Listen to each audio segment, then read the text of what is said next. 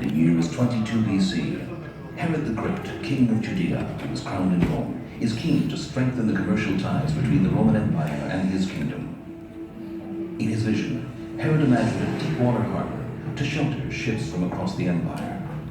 A harbor with a man-made breakwater, a high tower and strong fortified walls to provide a safe haven for merchant vessels.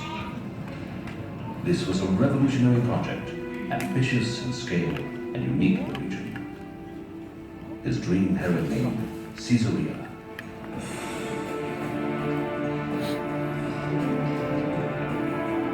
Thousands of workers toiled to make this dream a reality.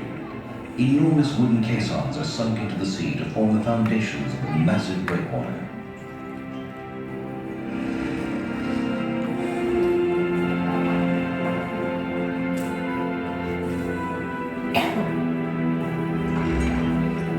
Out of the shifting sands, born both of skilled and pioneering engineering techniques, the harbor is taking shape.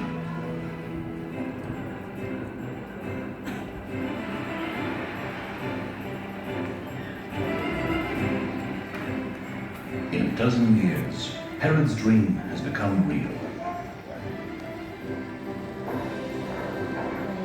Where once there were dunes, now stands a beautiful harbor city, thronged with people and thriving with life.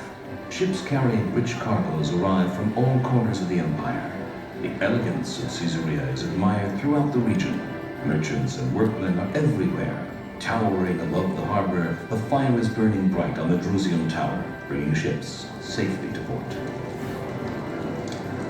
To honor his Roman patrons, Herod builds a temple in the harbor front and dedicates it to the goddess Roma and Augustus Caesar.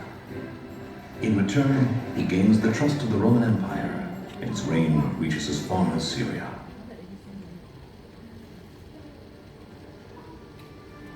After Herod's death, his heirs failed to step into his shoes, and his charismatic presence and tough regime are no more.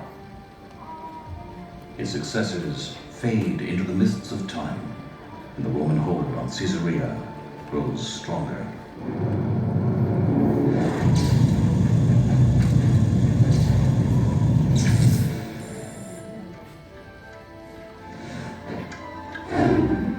Caesarea becomes the capital of the Roman province of Palestine and headquarters of the Roman governor.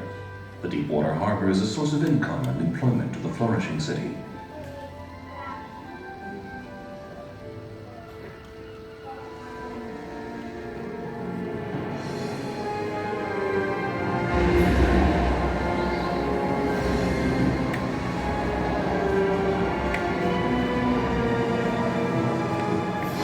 Mighty storms and earthquakes damage the breakwater and the fortified walls.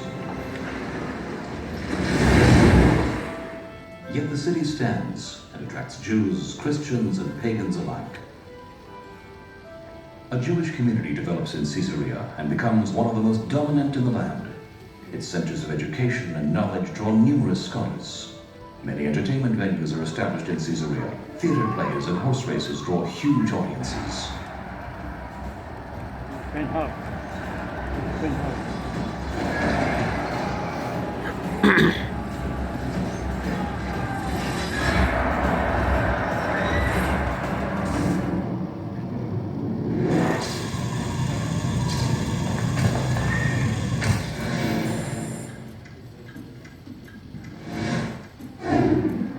By the end of the 4th century, the Roman Empire collapses, and its place in the east is taken by the rising Byzantine Empire. This is a new era for Caesarea. Better fortified walls are built to surround it. The gladiators' games are banned, but chariot races continue to entertain the citizens and their guests. Prosperity is everywhere. The markets are abundant with fine olive oil and wines, and trade is flourishing.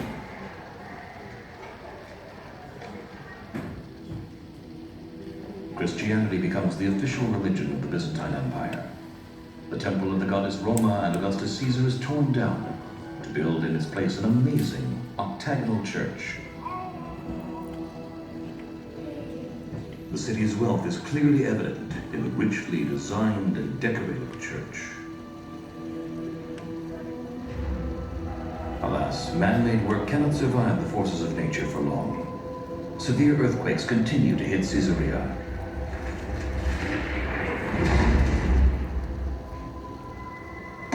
Gradually, the breakwater's foundations deteriorate and the harbor is flooded.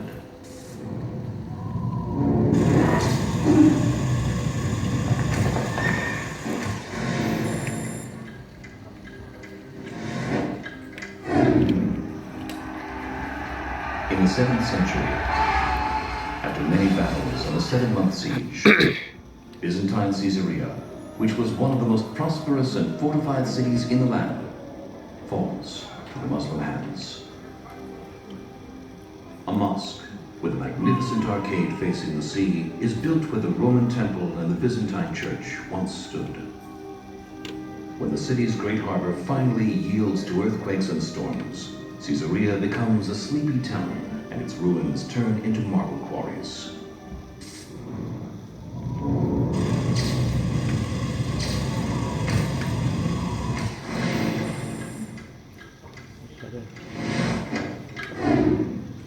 In the 12th century, once again, times of war are upon Caesarea. European crusaders invade the land, hoping to conquer the Christian holy cities. From the struggle of war, Caesarea emerges to be rebuilt. A new quay is built in the harbor, and impressive crusader walls surround the reviving city. For 200 years, the wars between Muslims and crusaders have shattered the Holy Land. It is the year 1265.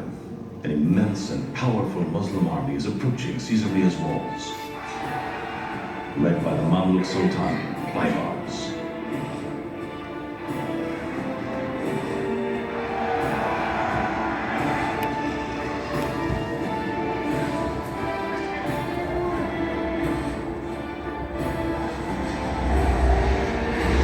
After 3 days of battle, Baybars soldiers break into the city, spreading havoc and destruction.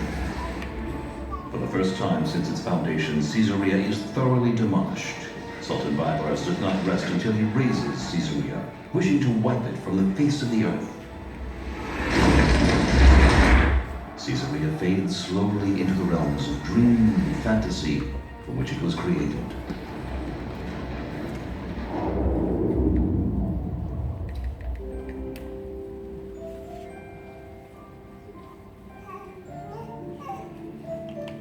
But the legend of Caesarea does not end here. As it was created by the vision of Herod the Great, modern Caesarea has been revived by the vision of a single man, Baron Edmund Benjamin de Rothschild. The Baron purchased Caesarea's lands, aspiring to turn them into a unique place of creativity, tourism, community, recreation, and leisure. Thanks to him, Caesarea is prosperous again, and life fills the city once more.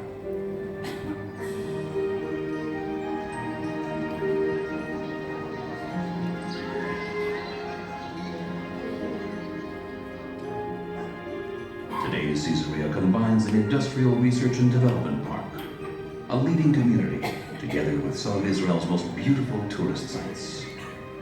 The buildings that you see here are dated from over 100 years ago and were built with Bosnian refugees, but their foundations were laid precisely where once stood the Roman Temple, the Drusian Tower, and the ancient walls of Caesarea. Most of Caesarea's harbor is immersed under the sea, but the theater and the hippodrome stand as they were in ancient times. And the city's glorious past is evident and complements today's development.